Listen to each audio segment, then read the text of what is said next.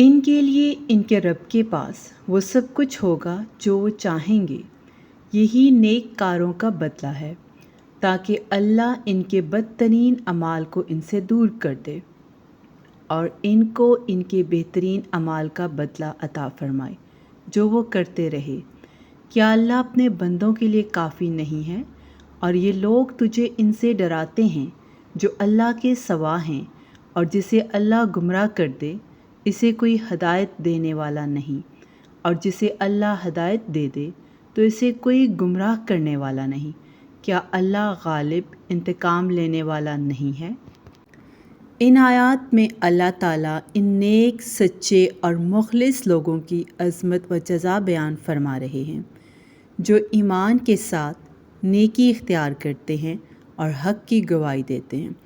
فرمایا کہ ان کے لیے جنت میں ان کے رب کے پاس وہ سب کچھ ہوگا جو وہ چاہیں گے، یعنی کامل نعمتیں، اطمینان اور رب کی رضا، جو کسی انسان کی سب سے بڑی کامیابی ہے۔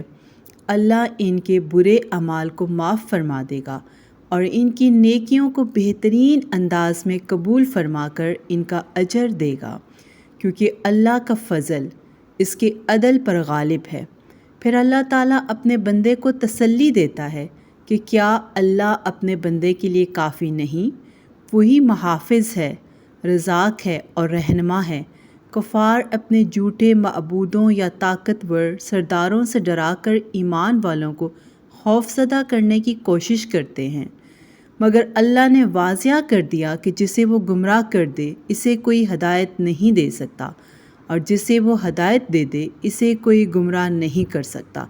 آخر میں اللہ کی عظمت کو بیان کیا گیا ہے کہ وہ عزیز ہے، یعنی سب پر غالب، اور ذی انتقام ہے، یعنی دشمنوں سے بدلہ لینے والا۔